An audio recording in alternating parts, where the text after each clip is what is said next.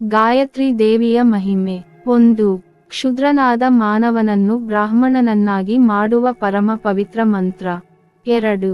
ತಂದೆಯು ಮಗನಿಗೆ ಕೊಡುವ ಅತ್ಯಮೂಲ್ಯ ಬಹುಮಾನ ಆಸ್ತಿಯೇ ಗಾಯತ್ರಿ. 3. ಗಾಯತ್ರಿ ಮಂತ್ರಕ್ಕೆ ಮಿಗಿಲಾದ ಬೇರೊಂದು ಮಂತ್ರವೇ ಇಲ್ಲ. 4. ನಿತ್ಯ ಗಾಯತ್ರಿ ಜಪದಿಂದ ಸಮಸ್ತ ವೇದ ಪಾರಾಯಣದ ಫಲಪ್ರಾಪ್ತಿ, ಸಂದೇಹವೇ ಬೇಡ. 5. ನಿತ್ಯ ಗಾಯತ್ರಿ ಜಪದಿಂದ ಸಮಸ್ತ ಎಂತಹ ಕ್ರೂರ ಘೋರ ಮಹಾಮೃತ್ಯು ರೋಗಗಳನ್ನಾದರೂ ಖಂಡಿತ ಶಮನಗೊಳಿಸಬಹುದು, ಇದರಲ್ಲಿ ಸಂದೇಹವೇ ಬೇಡ.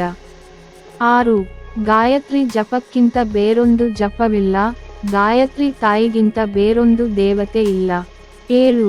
ಸಹಸ್ರ ಗಾಯತ್ರಿ ಜಪದಿಂದ ಸಂಪೂರ್ಣ 24,000 ರಾಮಾಯಣ ಪಾರಾಯಣ ಫಲಪ್ರಾಪ್ತಿ. 8. ದೃಷ್ಟಿ, ಭಯ, ಅನಾರೋಗ್ಯ, ಚಿಂತೆ, ಶತ್ರುಕಾಟ, ಭೂತಪ್ರೇತ ಕಾಟ, ಶ್ರಾದ್ದ ಭೋಜನ ದೋಷ, ಇಂತಹ ಲಕ್ಷ ಕೋಟಿ ದೋಷಗಳನ್ನು ಕ್ಷಣಮಾತ್ರದಲ್ಲಿ ಭಸ್ಮಗೊಳಿಸಿ ನಮ್ಮನ್ನು ಪಾವನಗೊಳಿಸುವ ಈ ಮಂತ್ರಕ್ಕೆ ಸರಿಸಾಟಿ ಬೇರೆ ಯಾವ ಜಪವೂ ಇಲ್ಲ. 9.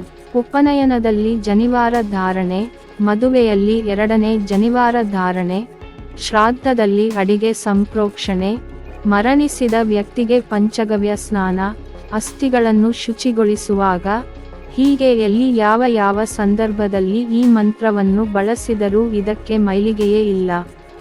10. ಗಾಯತ್ರಿ ಜಪಕ್ಕೆ ಯಾವುದೇ ಕಾಲನಿಯಮವಿಲ್ಲ, ಎಲ್ಲಿ ಯಾವಾಗ ಬೇಕಾದರೂ ಜಪಿಸಬಹುದು. 11.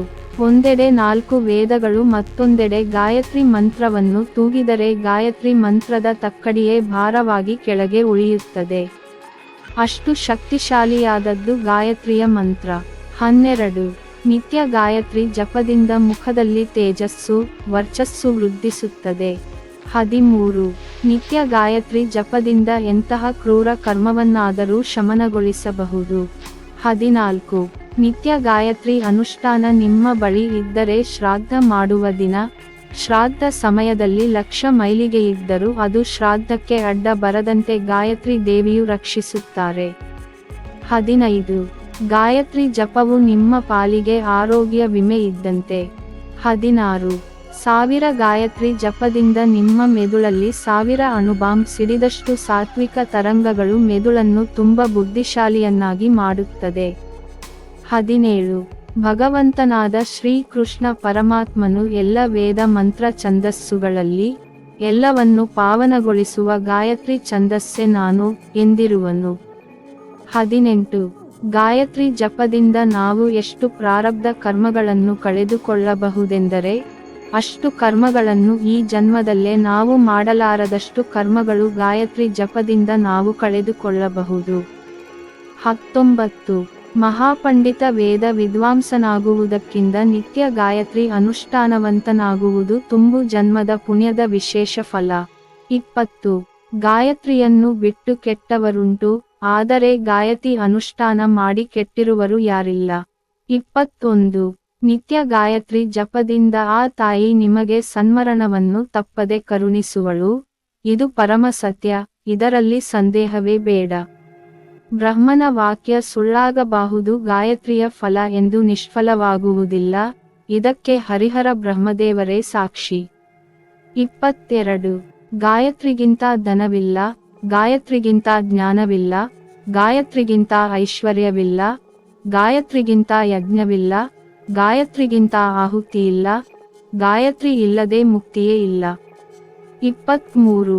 10 ಗಾಯತ್ರಿಯಿಂದ ಮಹಾಪಾಪನಾಶ, 100 ಗಾಯತ್ರಿಯಿಂದ ಈ ಜನ್ಮದ ಪಾಪಗಳೆಲ್ಲ ನಾಶ, 1000 ಗಾಯತ್ರಿಯಿಂದ 100 ಜನ್ಮಗಳ ಪಾಪವೆಲ್ಲ ನಾಶ, 1,00,000 ಗಾಯತ್ರಿಯಿಂದ ಯುಗ ಯುಗ ಪಾಪನಾಶ, 1,00,000 ಗಾಯತ್ರಿ ಮಾಡಿದ್ದೇ ಆದರೆ ಅವನಿಗೆ ಸತ್ತಾಗ ಕರ್ಮವೂ ಬೇಕಿಲ್ಲ, ಅವನಿಗೆ ಅಪರ ಸಂಸ್ಕಾರವಿಲ್ಲ, ಪುನರ್ಜನ್ಮವೆಂಬುದು ಇಲ್ಲವೇ ಇಲ್ಲ, ಇದು ಪರಮ ಸತ್ಯ. 24. ಗಾಯತ್ರಿ ಮಾಡುವವನು ಶ್ರಾದ್ದಕ್ಕೆ ಬಂದರೆ ಪಿತೃದೇವತೆಗಳು ಕುಣಿದಾಡುತ್ತಾರಂತೆ. 25. ನಿತ್ಯ ಗಾಯತ್ರಿ ಮಾಡುವವನು ಹಾವು ತನ್ನ ಪೊರೆಯನ್ನು ಕಳಚಿ ಶುಚಿಯಾಗುವಂತೆ ಮಾನವ ತನ್ನ ಕರ್ಮಬಂಧನದಿಂದ ವಿಮುಕ್ತಿ ಹೊಂದಿ ಮುಕ್ತಿ ಹೊಂದುತ್ತಾನೆ. 26. ಮರಣ ಹೊಂದಿದ ವ್ಯಕ್ತಿಯನ್ನು ದರ್ಬೆಯಿಂದ ಸ್ಪರ್ಶಿಸಿ ಯಾರಾದರೂ ಬ್ರಾಹ್ಮಣನು 1000 ಗಾಯತ್ರಿ ಜಪಿಸಿದ್ದೇ ಆದರೆ ಮರಣ ಹೊಂದಿದವನಿಗೂ ಜಪ ಮಾಡಿದವನಿಗೂ ಇಬ್ಬರಿಗೂ ಮುಕ್ತಿ ಶತಸಿದ್ಧ. 27. ಗಾಯತ್ರಿಯು ಎಲ್ಲಾ ಜಪಗಳ ತಾಯಿ ಇದ್ದಂತೆ, ತಾಯಿಗೂ ಮಿಗಿಲು ಲೋಕದಲ್ಲಿ ಯಾರಿಲ್ಲ. 28. ಗಾಯತ್ರಿ ಅನುಷ್ಠಾನ ಬಿಟ್ಟ ಬ್ರಾಹ್ಮಣನು ಶ್ರಾದ್ದ ಮಾಡುವಾಗ ಆಹ್ವಾನಿಸಿದರೂ ಅವನ ಐಕ್ಯದೇವತೆಗಳು ಬರುವುದಿಲ್ಲವಂತೆ, ಏಕೆಂದರೆ ಅವರು ಕೊಟ್ಟ ಪರವಾನಗಿ ಅವಧಿ ಮುಗಿದ ಕಾರಣ ಬರುವುದಿಲ್ಲವಂತೆ.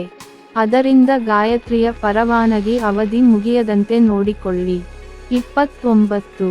ಗಾಯತ್ರಿ ದೇವಿಯ ಅನುಗ್ರಹ ಸಿದ್ಧಿಯಾಯಿತೆಂದರೆ ಆ ವ್ಯಕ್ತಿಗೆ ಜಗತ್ತಿನ ಎಲ್ಲಾ ಸುಖ ಭೋಗಗಳು ಕೂಡ ಯಕಶ್ಚಿತ್ ಋಣಸಮಾನವಾಗುತ್ತದೆ.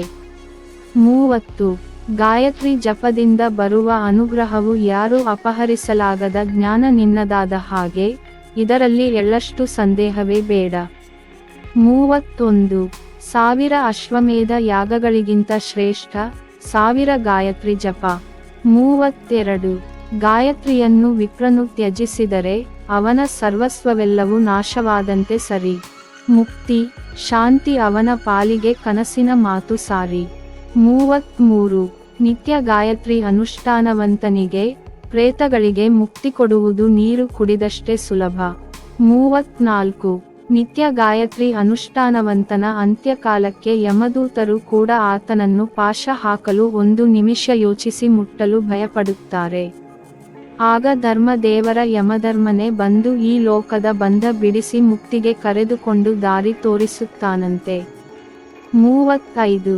ಗಾಯತ್ರಿ ಅನುಷ್ಠಾನವು ನಿಮಗೆ ಎಲ್ಲಾ ಕಷ್ಟಗಳಿಗೂ ಬ್ರಹ್ಮಾಸ್ತ್ರವಿದ್ದಂತೆ. 36. ಗಾಯತ್ರಿ ಅನುಷ್ಠಾನ ಮತ್ತು ರಾಮಬಾಣ ಇವೆರಡು ಎಂದು ಯುಗ ಯುಗಗಳಲ್ಲೂ ನಿಷ್ಫಲವಾಗುವುದು ಚರಿತ್ರೆಯಲ್ಲೇ ಇಲ್ಲ, ಏಕೆಂದರೆ ಗಾಯತ್ರಿ ಮಂತ್ರದ ಅನುಷ್ಠಾನಕ್ಕೆ ಹೆಸರಾದ ಶ್ರೇಷ್ಠ ಋಷಿಗಳಾದ ವಿಶ್ವಾಮಿತ್ರ ಮಹರ್ಷಿಗಳೇ ರಾಮನಿಗೂ ಧನುರ್ವಿದ್ಯೆ ಬಿಲ್ಲು ವಿದ್ಯೆ ಸಮಸ್ತ ವಿದ್ಯೆಗಳನ್ನು ಕಲಿಸಿದ ಮಹಾಗುರುಗಳು ಎಂಬುದು ನಮಗೆಲ್ಲ ತಿಳಿದಿದೆ. ಅದರಿಂದ ಗಾಯತ್ರಿ ಮಂತ್ರದ ಶಕ್ತಿ ರಾಮಬಾಣ ಇವೆರಡು ಗುರಿ ತಪ್ಪುವುದೇ ಇಲ್ಲ. 37. ಯಾರೋ ಒಬ್ಬ ಬ್ರಾಹ್ಮಣನು ಐಶ್ವರ್ಯಕ್ಕಾಗಿ ಗಾಯತ್ರಿಯನ್ನು ಎದೆಬಿಡದೆ ಜಪಿಸುತ್ತಿದ್ದನಂತೆ. ಕೊನೆಗೂ ಗಾಯತ್ರಿ ತಾಯಿ ಪ್ರತ್ಯಕ್ಷಳಾಗಿ ಏನು ಬೇಕೆಂದು ಕೇಳಲು ಅವನಿಗೆ ಮಾತೇ ಹೊರಡದೆ ಮುಕ್ತಿಯನ್ನು ಬೇಡಿದನಂತೆ. ಈ ಮಂತ್ರದ ಜಪದಲ್ಲಿ ಭಕ್ತಿಯೆಂಬುದು ಸೇರಿದೆ, ಆದರೆ ನೀನು ಬಯಸುವ ಫಲಕ್ಕೆ 1000 ಪಟ್ಟು ಈ ತಾಯಿ ನೀಡುತ್ತಾಳಂತೆ. ಅದರಿಂದ ಬಯಸುವ ಜಪಕ್ಕಿಂತ ಕೃಷ್ಣನ ವಾಕ್ಯದಂತೆ ನಿಷ್ಕಾಮ ಕರ್ಮ ಜಪಕ್ಕೆ ಶಕ್ತಿಯು ಜಾಸ್ತಿಯಂತೆ. 38.